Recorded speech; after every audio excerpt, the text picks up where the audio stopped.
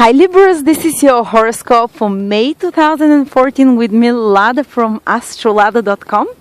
And this is for everyone who have their ascendant, sun or moon in Libra. If you don't know what your ascendant sign, make sure you check it at my birth chart calculator, for which I'm putting a link here. And the ascendant sign, you can find it out only if you know your exact time of birth. And it's astrologically the most precise one. So I would advise you to check at least your ascendant sign, and if possible even your moon sign, because a lot of people identify a lot with their moon sign prediction. So what happens in May for you Libras? Well, the big news is that Mars, which is in your sign, is starting to move forward towards the middle of May.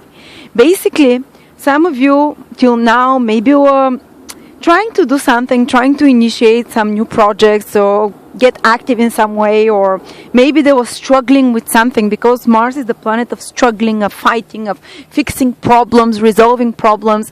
And when it starts moving forward, you're starting to finally resolve those problems. You're starting to see the results of the fight, or maybe if you've been in some court case, things are starting to untangle now. And they might first have to go through a little bit of a crisis, but they're starting to move forward. And it's particularly you start feeling it towards the end of May, when Mars is properly moving forward.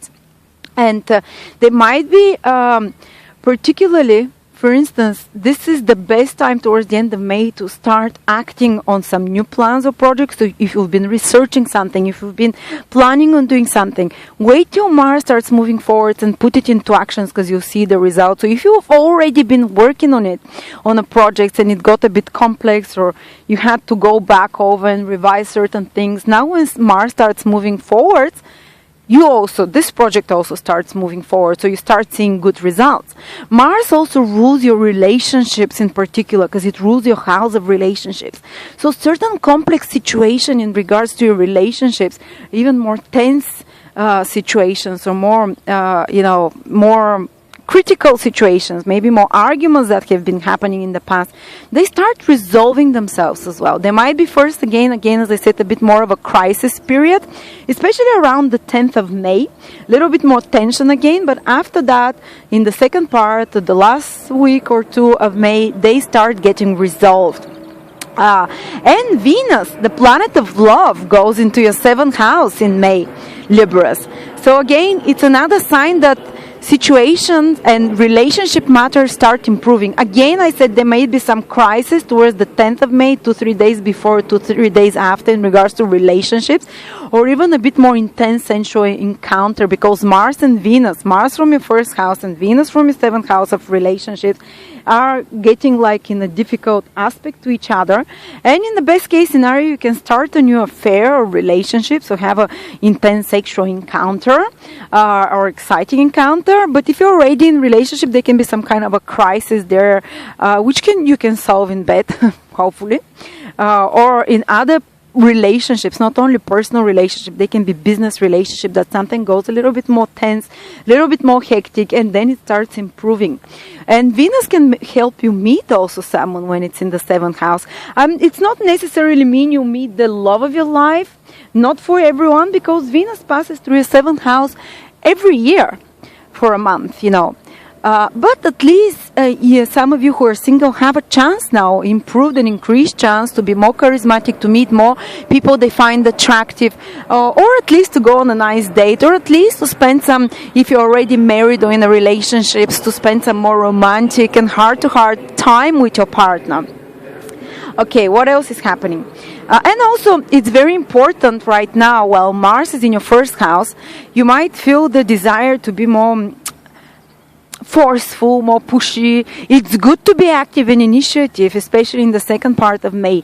But try and be diplomatic. Try to resolve things with diplomacy and not with anger, because there are certain critical days in May which can backfire on you if you're being too, like the Mars, the soldier, the warrior. I'll go there and I'll do whatever I want, So Venus will help you in the 7th house be a little bit more diplomatic than other times. All right, what else is happening?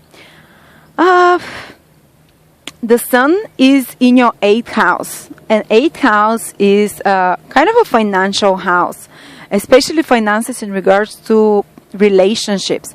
And particularly around which day is it? Let me just check. Around the 10th or the 15th, I think. Yeah, again around the 10th of May, 2-3 days before, 2-3 days after, there is like a difficult aspect between your sun and between the sun and between Saturn in the sky, which both are in financial houses in your horoscope. So you might be called towards the 10th of May to resolve some financial matters between you and a partner, business partner, personal partner. There might be certain tensions in regards to those financial matters, but at least they get quickly resolved as well. It takes, it takes a few days, so your material situation might be a little bit destabilized, but it's not for long, and it tends to resolve itself after that. Okay, after, let's see what else is happening. Towards the end of the month, Jupiter and Saturn form a beautiful aspect trine in the sky, which happens very rarely. It happens next time, will happen is 2026 as far as I remember.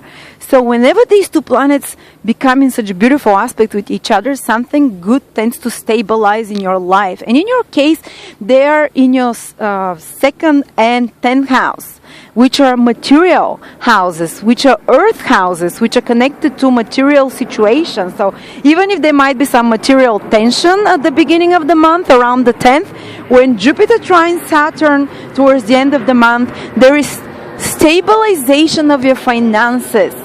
And basically to have a longer lasting influence, because it's an important long lasting transit. So for the long term, there might be something that is stabilized in regards to your material situation. And particularly there might be something that you've done in your career which stabilizes your financial situation, because Jupiter is sending this wonderful aspect from the 10th house of your career to your second house, where Saturn is of your finances. Also, some of you who've been looking for a job might find a job right now with this beautiful aspect, which gives them financial security, which makes them stop worrying about finances so much. So there is, some of you who are already in careers, they can have some positive completion of a project they've been working on, and they start seeing the results and the gains and the payback from this project that they've been doing on, that the good positive completion of this project that they've been working on. So indeed, the month ends on a positive note, and you can stabilize your reputation and authority as well, and positive for career. So be as active as possible in material matters in regards to practical affairs, or even some authority figure, which is 10th house, whether it's a father figure, whether it's a boss, can help you again in a certain way, can help you solve certain problems in your life, and can give you a helping hand and help you, stabilize the situation in some way. Thank you very much, Libras, and now we'll see you. Oh, I forgot to mention something. Just those of you who are born from the 13th, who are born from the 6th till the 10th of October, 6th till 10th of October, or who have their ascendant or their moon from 13 till 16 degrees in Libra, their ascendant or moon 13 till 16 degrees in Libra, you're having Uranus transit. And Uranus transit can be very liberating, but they can make a person feel more rebellious, like you want to do whatever you want to do, you don't want to take into consideration others, and you just stop following the status quo and trying to please others, and you do the things that please you. So it might be disruptive for relationships, it might be disruptive for long-term careers in some way, just for those days that they're born. And it might just make you initiate new things in regards to important themes in your life, which can destabilize, basically, which can not destabilize, but which can for the moment destabilize the situation, but in the long term they'll have a long-lasting effect, because Uranus transit want to liberate you so you can do the thing which is most true to yourself, which to follow your own truth, to be most authentic. So this is like a start of a process of you becoming true to yourself, more authentic, which can rub on a few people and which can distress others. And maybe you started feeling it even from April, if you're born on those days. But this is a key period in your lifetime when you're trying to follow your truth, basically. So thank you very much, and I'll see you next month, Libras.